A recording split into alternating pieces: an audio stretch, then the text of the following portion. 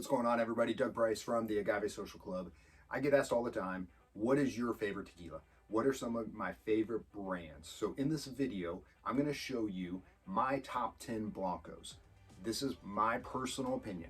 I know that you may have something that you say, hey, I like that better. This should have been on that list. Well, I haven't tried every Blanco tequila. I've tried a lot, but I haven't tried it all. So in my humble opinion, these are my top 10 Blanco tequilas or silver tequilas that I think you need to try and should be a part of your collection. Not going in any particular order, although this first one is one of my favorites. Cascarine Tequila. Cascarine Tequila is amazing. Really great tequila for everything that they've got coming out. This Tahona version is amazing. They recently added the Tahona not too long ago. They did just come out the Tahona Reposado. Have not seen it yet in the States, only in Mexico. But this Blanco is everything you want a tequila to be. That agave is just shining through immensely. It's green, it's vegetal, the minerality is there, so good. This is at 42%, so a little higher percent there of alcohol, but man, this is so good. If you see it, grab it. Yayo, for 40 bucks, you cannot go wrong with this. There are a lot of more popular brands of tequila in the $40 price range that should not be in the $40 price range and should not be worthy of you picking up. You need to grab some Yayo. This is champagne yeast, man, everything done right. John Bollinger is the owner of this. He is meticulous. He is involved in every step of it. But this is an amazing tequila. They've got an añejo coming out later this year in 2021. So keep an eye out for that. But Yayo tequila, really well done, really beautiful tequila. You'll want to grab some of this. El Pendillo is a phenomenal distillery, NOM 1579. In my opinion, they really can't do anything wrong. Felipe Camarena is doing some amazing things at El Pendillo. And so one of my favorite Blancos is Pasote. This was the first thing from El Pendillo that I ever saw on the shelves. It was like heaven opened up and I just saw Pasote there on the shelf and I knew exactly what it was, where it was coming from, and I had to buy it. And man, this is one of my favorite Blancos. This was like $37 out the door. I mean, this is so approachable, so easy to drink. Minerality, the agave is still there on full display. Really, really great Blanco right here. El Pendillo, they're changing things up from brand to brand. They've got a few different brands, all amazing. And the water difference is what's really separating them. It could be rainwater. It could be natural spring water. It could be deep well water. So they're playing with those mixtures there. But Pasote, not trying to impress you with the bottle. Very simple bottle, just kind of screen printed on here. But man, this juice inside is phenomenal. I used it one night making margaritas. All the guys, all the wives, they loved it. It was their favorite margarita. Pasote, incredibly well made. It's hard to have a favorite list without going with Fortaleza. Fortaleza is just tradition through and through. Guillermo Salza, a true legend in the tequila industry. This is their still strength. So they've got their Blanco, and then this is their still strength. So this is going to be a higher alcohol volume. As it's distilled 2 times. By law, tequila has to be distilled 2 times. Some brands will do more than twice, but normally it's going to be 2 times. That second time through, it's coming off that still pretty much always hotter. It's going to be not at 40% alcohol like we normally see here in the States. It could be 90, it could be 95, it could be 110, 55. It's going to be a hotter, that purest form of that tequila. And then they're going to usually bring that back with some demineralized water. So not changing the flavor profile, but just kind of adding some water to it so it lowers that alcohol volume.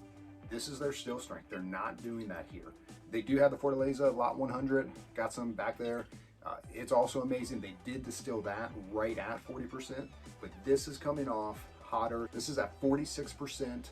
So you're going to get just more intense flavor, a lot of complexity. There's going to be that agave shining through, but there's also going to be a little more alcohol there. But really, really great. If you use this in a cocktail, man, it's going to really cut through and really be delicious. But easy to sip on, really, really great. Fortaleza, starting to see it a lot more in the industry. This is one of the best. Definitely check it out. An El Pendillo sibling, G4 Blanco. This is Felipe Camarena's. This is his baby.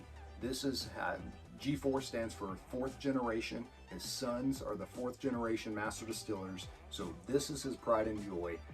Really, really well done. When I first started drinking this, I thought it was great. Don't know if it would have made my favorite list. The more I spent time with it, the more I started to understand it and build a relationship with it. I know I'm sounding weird, but that's what we do with tequila. We get to know it. This is not about limes. This is not about salt. This is not about taking shots. This is about approaching this tequila to see the flavor and the complexities that it has to offer. And man, G4 is one of the best. This has quickly become one of my favorite blancos. Just really, really well balanced, amazing taste, really great stuff. G4, again, you can find this multiple places. This is still 40-ish range. Don't believe this lie that it's got to be super expensive tequila for it to be good. If you said, hey, Doug, I've got $55, could I buy some great tequila? You could buy great tequila for days. G4, really, really great stuff. Tequila Ocho, this is their Plata. This is a very special brand. This is highly regarded as one of the best blancos around. What they're doing here is unlike what many other tequilas are doing. Tequila Ocho is a project from Tomas Estes and Carlos Camarena, so Felipe's brother. The two distilleries are pretty close to each other. Really awesome that both of these brothers are making really incredible tequila. But the idea behind this is to grow on that terroir. So just like in wine, you've got different regions. They thought, could we get different profiles from the different areas that these agaves are growing in? These are all single estate agaves, so they own these agave fields. They know exactly where they're coming from. They know how they've been tended to. They know how long they've been grown. And from region to region, you could have areas that are 3 hours apart and have elevation very different. You could have climate very different. You could have the soil makeup very different. So each expression of theirs, all of those agaves are coming from the same place, and they change that up from year to year. So this is a 2009.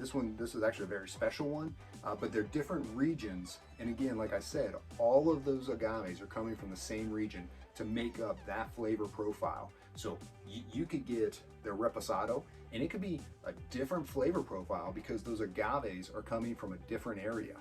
But Tequila Ocho, just really sophisticated brand and well worth it. Again, in the $40 to $50 range. Nothing super crazy here. I don't have it in front of me, but another brand that deserves to be on this list is Omeca Altos Blanco Tequila. I've got some pictures of it right here. This is a very inexpensive tequila. This is well-made tequila for that price point. Anytime somebody asks me, hey, what is the best budget-friendly tequila? I go with Omeca Altos. You can find it pretty much anywhere. So you go to 10 liquor stores, it's gonna be in at least 8 or 9 of them. It's made really well, and it's really inexpensive.